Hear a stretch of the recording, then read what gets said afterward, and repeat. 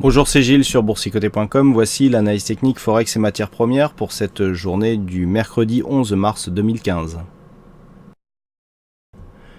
Nous commençons tout de suite par la paire de devises euro-dollar qui nous a fait encore une belle baisse aujourd'hui. Alors pour ceux qui ont suivi, il y a eu un signal de breakout assez sympa sur le compte traqué, donc Forex et matières premières. Compte traqué qui devrait normalement recevoir de nouveaux robots prochainement, avec donc l'ouverture de certaines stratégies à d'autres paires de devises que l'euro-dollar. Donc on verra si les résultats seront équivalents à ce que nous avons eu sur l'euro-dollar. Et donc, alors pourquoi cette vue écartée? Eh bien tout ça pour vous indiquer que nous avions donné cet objectif suite à une cassure des 1,1115, donc des 1,0856, puisqu'il correspondait à l'extension de Fibonacci à 161,8%. Je vous ai souvent dit que la deuxième extension de Fibonacci à 261,8% était très peu utilisée, mais qu'elle restait valable sur des tendances très fortes. Bon, je pense que ça n'a échappé à personne. La tendance actuelle, elle emporte tout sur son passage. On a un gros mouvement baissier ici qui est en place. Et donc le prochain objectif, donc lié à cette deuxième extension de Fibonacci, se situe à 1,0437. Et pour information, nous sommes aujourd'hui à 1,0536. Donc on n'est plus qu'à 100 pips de ce premier objectif, sachant que depuis le précédent, on en a déjà fait 300. Donc on voit que la route est tout à fait possible. Donc que dire sur cette paire de devises, à part que c'est baissier, on ne le peut plus, donc là on est vraiment dans une grosse phase d'accélération. On ne retrace pas du tout, on ne revient même plus chercher la moyenne mobile 20 exponentielle. On marque des petites phases ici d'excès qui donnent lieu à des petits retours, mais c'est un mouvement qui est très puissant et presque rectiligne. On a très peu de mouvements de rebond ici. Personnellement, sur l'atteinte de l'objectif, j'ai anticipé un petit rebond, voire même ici un petit retour sur indice, qui était une zone quand même psychologiquement marquante, puisque c'est un contre-rond. Pas du tout, on est resté à peine ici sur les 1,09, on a continué à redescendre et on a presque touché les 1,05 ce matin. Donc voilà, un mouvement qui va vraiment très vite et donc qui va tout droit vers alors on entend de plus en plus parler de parité prochaine sur la paire de devises euro-dollar, donc un objectif à 1. A priori, vu cette dynamique, le tout n'est pas de savoir si on ira, mais c'est quand on y arrivera, puisque là c'est vraiment un mouvement très rapide.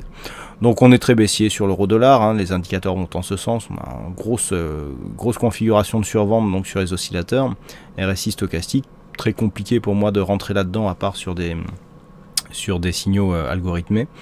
Le MACD confirme, on a des ondulations qui se font uniquement dans la partie inférieure du graphe. Donc on est fortement baissier, donc objectif, on peut prendre cet objectif de Fibonacci, 0,437. À mon sens, c'est injouable à ces niveaux, puisqu'on a eu trop de phases de baisse ici pour encore se placer à la vente. Et en absence de signal de retournement, il est très compliqué de se placer sur un rebond technique, puisque tellement la dynamique est forte.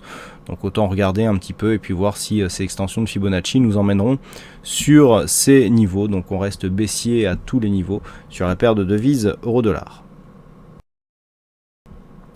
Sur le dollar yen, là aussi, on a une confirmation du signal, puisqu'après avoir ici impulsé un fort mouvement, après avoir ici impulsé une cassure sur cette zone des 1,2170, qui est un objectif depuis maintenant quelques temps, on a testé ici la zone des 122 avant de redescendre, marquer un contact ici sur cette zone de moyenne mobile 20 exponentielle, c'est relativement clair, on le voit ici sur cette phase.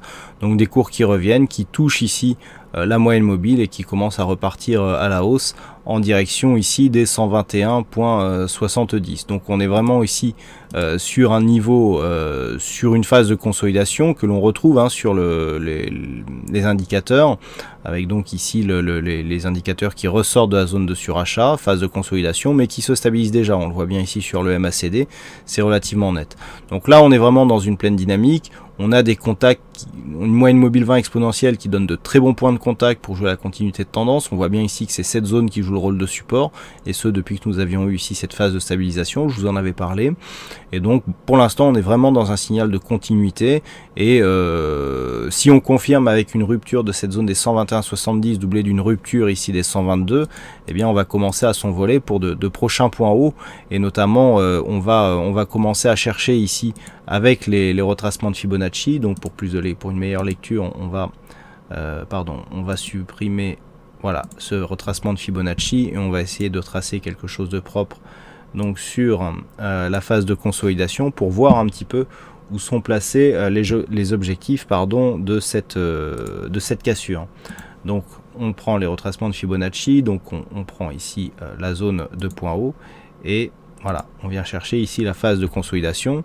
Et lorsque l'on s'écarte ou lorsque l'on tire ici le graphe, sur donc une rupture de cette zone des 121,70, eh bien, nous avons un objectif à 125,47, donc dans le cas d'une rupture prochaine de cette zone des 121,70, sachant que nous avons déjà eu une cassure de cette zone, hein, puisque elle est intervenue ici et que nous sommes ici sur un mouvement de consolidation. Les indicateurs vont en ce sens, donc pour l'instant on reste haussier sur le dollar yen, hein, avec cette zone de support qui risque de catapulter les cours, et donc sur une rupture ici des 122 désormais, puisque c'est le point haut significatif, eh bien le prochain objectif court moyen terme, on va dire, est clairement défini. Et enfin, nous terminons avec l'or, donc qui suite à sa forte tendance baissière ici et à sa rupture de cette zone des 1187, eh bien, enchaîne les points bas. Donc il n'y a eu aucun tracé modifié sur ce graphe par rapport à hier. Donc on constate ici que les anciens niveaux 1164 et 1150 eh bien, jouent bien dans la poursuite de cette tendance. On a eu un premier petit rebond technique ici suite au premier contact de cette zone de support horizontal. On est passé dessous, je vous l'indiquais hier, on a retrouvé ici cette zone comme zone de résistance, c'était un signal baissier, eh bien on a confirmé aujourd'hui avec donc le contact de cette zone des 1150 $ l'once. Alors on arrive dans un schéma où on devrait bientôt tester ici cette zone de point bas, 1150, 1138 avec des plus bas à 1132 $ l'once. Pour l'instant, on est quand même fortement survendu. Il devrait y avoir un rebond technique sur cette phase. Mais on sait que l'or, qui est un actif assez direct dans ses déplacements, peut supporter des phases de survente ou de surachat prolongées. Donc sur une rupture de cette zone des 1150, 1132 sera le prochain objectif baissier. On reste bien entendu baissier sur la tendance court terme. Et donc sur une rupture de cette zone des 1132, eh bien, on conserverait un biais baissier sur le moyen terme, puisque si on se place d'un point de vue moyen terme, voilà, on peut constater que les points bas significatifs sont toujours baissiers. On attendait de cette phase ici qu'elle valide un retournement. On avait cassé des points bas significatifs mais qui étaient intermédiaires. On attendait ici une rupture de cette ligne de dynamique et par la suite une rupture de cette zone ici de point haut qui n'est pas arrivée. On a manqué ici l'objectif majeur à 3 $, pardon, je vous le rappelle. Et donc suite à ça, eh bien, on valide ici une poursuite du mouvement baissier puisqu'on est en face de casser ici cette zone de point bas significative. Donc toujours un mouvement baissier sur le gold.